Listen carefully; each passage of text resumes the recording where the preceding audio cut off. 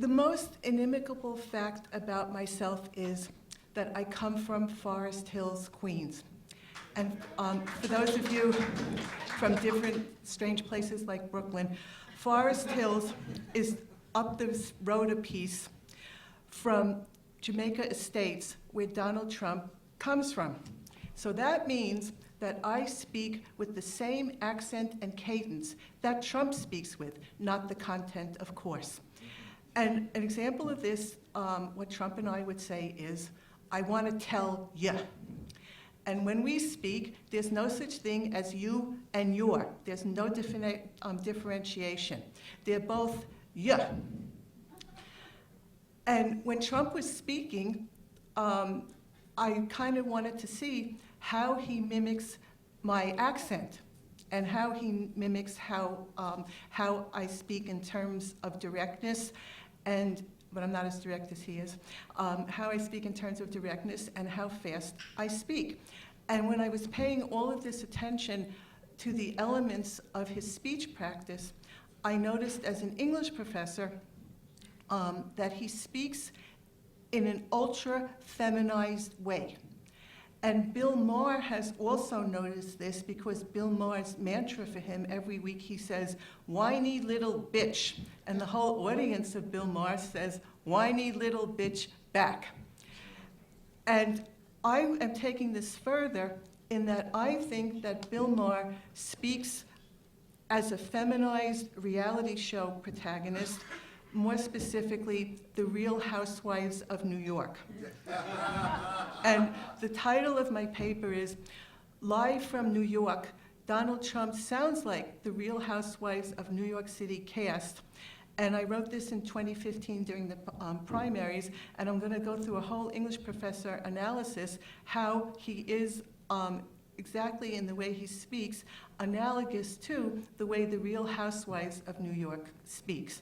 If when I'm speaking you don't like what I'm saying and you yell out, wrong, I know what to do. I will just ignore you and go right on.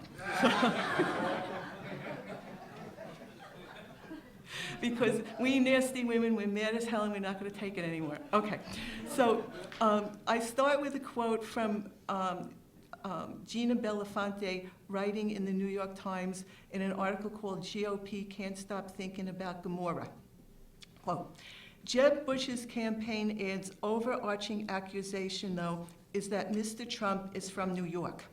Within the span of 1 minute and 21 seconds, we are reminded of where he comes from 3 times, his providence presumably his greatest sin. The next time someone asks Donald Trump if he is a real Republican, he might answer, of course I am. Don't you know where I live? Unquote. So, I am not a housewife, but I am real, proclaims Bethany Frankel during the opening segment of The Real Housewives of New York City. She signals that the word housewife has lost its denotative meaning. Frankel, a divorced, highly successful entrepreneur, is categorized as a real housewife. 6 of the 8 New York housewives are either widowed or divorced. The 2 married cast members work outside of the home. All of the quote-unquote real New York quote-unquote housewives really are not housewives. To further lack of clarity to the title, The Real Housewives of New York City, I wish to apply this term to a particular man, Donald Trump. New York Times critic James Ponzi-Wazik positioned Trump in terms of Survivor, The Bachelor, and The Apprentice. It is important to add that the Real Housewives of New York City to Ponziak's reality show list. Trump's attention to surface appearances and his idea of wealth that was brazen and crass, those are Ponziak's words, smacks of the New York housewives. He causes the words Real Housewives to become synonymous with real Republican presidential race candidate. Trump is bringing New York-style verbiage to presidential politics. Unlike polite and controversy-avoiding real politicians, Trump, true to his Attleboro roots, says exactly what he thinks about everyone and everything. Using a lower-tone male voice register, he echoes Frankel's quick-witted directness. Trump is the 9th Real Housewife of New York. Michael Newman, a City University of New York linguistics professor, notes that Bernie Sanders and Trump's, quote, similarity is how they talk, not what they say, but how they sound, like they're from New York, unquote. Like Ponzi Wozik, Newman also misses the point. Trump, in addition to speaking like a New Yorker, is using New York female speak. He mouths political discourse which adheres to the worst characteristics of stereotypically feminine conversation. His emphasis upon the catty and the backbinding is girl talk. Joan Rivers, can we talk?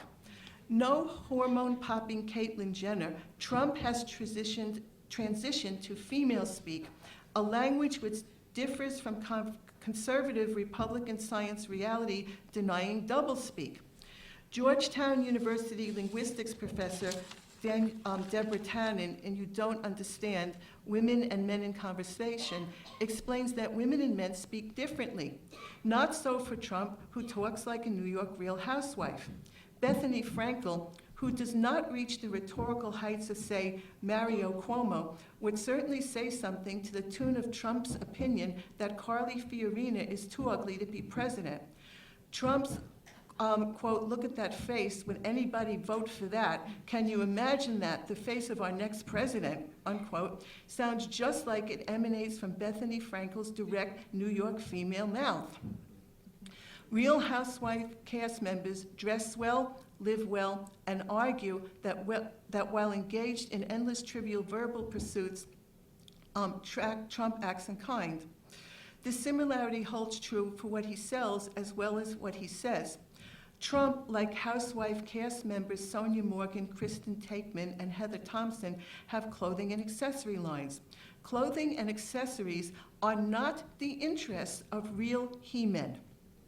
Echoing the latest spat between housewives, Trump specializes in banality. His response after Megyn Kelly asked him why he has called women he doesn't like fat pigs, dogs, slobs, and disgusting animals. His answer, only Rosie O'Donnell. He translates a serious charge into gossip girl speak. He spews trivial invective instead of focusing upon important issues. Trump's version of the Real Housewives' opening self-descriptive sound bites, Make America Great Again. The housewives are known by their first names. The Republican Party frontrunner is called the Donald. The Franklin was not an appellation for FDR. Yes, Mrs. Clinton goes by Hillary. Hillary, a presently unemployed married woman, is more a Real Housewife of New York than Bethany and her compatriots. Hillary does have viable future employment potential, though. Hillary, unlike Trump, is a real politician from New York. Reality television is now ensconced in American culture to the extent that a front-runner presidential candidate, metaphorically cast as a male Real Housewife, is American as apple pie. Trump's feminine reality television sodden speaking style is perhaps useful. His unreal Real Housewife stance deflects attention from the garden variety Republican candidates' usual departure from the reality community. When Trump says that Megyn Kelly had, quote, blood running out of her whatever, unquote, he is at least not denying scientific fact or trying to establish a fundamentalist theocracy. Instead of saying something presidentially profound, such as, ask not what your country can do for you, Trump speaks in terms of Eve Ensler's The Vagina Monologues. And I wrote that before he did the groping and the P word thing. No harm is done when Trump proclaims that Heidi Klum is no longer a 10. He explains that he knows about the military because he watches generals speak on CNN. Bill Clinton and Obama also lack military experience. More power to this self-obsessed blowhard who is taking the wind out of Republican candidates' sails. The Donald has saved us from the Jeb.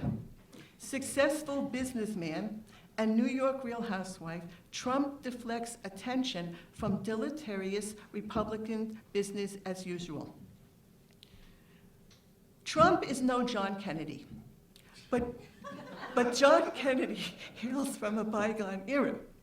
Turn on the applause sign, since Trump's trivial Real Housewife-esque diatribes relegated Jeb to past history. Trump becomes a new thing under the political sun by casting himself as a male who speaks fluent Real Housewife language. A presidential race frontrunner who expresses himself in the manner of a Bravo network star is concomitant with present American media reality. If Trump's political candidacy newness has feminized Real Housewife language, results in Hillary becoming the first female president of the United States, then bravo the Donald. During the Real Housewives reunion show broadcast August 18th, 2015, housewife Dorinda Medley said that Hillary's campaign called to say that Hillary enjoys watching Dorinda. Perhaps Dorinda enjoyed Hillary appear on Saturday Night Live on October 3rd, 2015. A very large audience had the opportunity to watch Trump host the show on November 7th, 2015.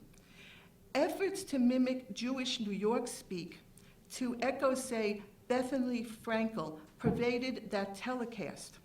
Kate McKinnon, when imitating Hillary, said, quote, "I also love New York with their bagels and their lox, as I could never forget about it," unquote. Shiksa incarnate McKinnon as a linguistic stand-in for someone who sounds like Bethany. Forget about it. Host Trump spoke in the manner of McKinnon Hillary's Jewish New York cadence wannabe. His response to the appearance of the second Trump imitator to appear on stage, Trump said, "Oi, you look at this," unquote. And his response to Larry David yelling, quote, unquote, "You're a racist," Trump said, "Who the hell is, oi, I knew this was going to happen, who is that," unquote. Despite the fact that his non-Jewish inflected oi emanates from a New York mouth, it goes over as well as a lead balloon or a frozen bagel. Trump, the male Real Housewife linguistic clone, is no Larry David. His comedic command is not huge enough to equal the uproarious impact of David's impersonation of Bernie Sanders. And that was shown last week when Trump was at the roast in the Hilton. He tried to be comedic and it went over terribly and he got booed. David Sanders, after explaining that the United States infrastructure needs to be fixed and it is too dangerous to drive over bridges and tunnels, says, Larry David imitating Sanders, quote, "I keep a kayak strapped to the top of my car. Whenever I get to a bridge, I park, abandon my car, and paddle to the other side. So if you ever see a soaking wet man pulling a kayak out of a river and screaming about bridges, give him a hand because he's your next president," unquote. Outsider candidate Trump cannot speak as far outside of usual presidential tone as David/Sanders. Larry David's comedic trumping of Trump underscores that Donald, as I just said, is no comedian. Donald is also no politician. When playing himself in the Saturday night skit called White House 2018, he enacts a science fiction scenario which is as unreal as the Real Housewives. The skit portrays a Trumpian utopia in which the president of Mexico hands President Trump a check for the wall. Secretary of the Interior Ivanka Trump, played by herself, revamps the Washington Monument using a gold glass facade. The future truth of a Trump presidency would be more dystopic. In the book Language and Neoliberalism, Dublin City University professor Marnie Hallborough discusses what she calls the commodification of language, which describes how the ideology of the marketplace finds expression in language. A Trump presidency, the ascendancy of the unpolitician who sounds like a Real Housewife, would signal the new age of unprofessional commodification. In other words, President Trump would travel in an Uber limousine, and the Trump White House's rooms would be up for sale on Airbnb.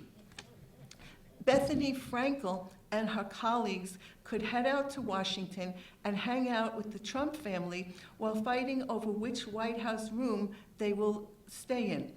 Hopefully, the skit White House 2018 will fail to become Trump's dream come true.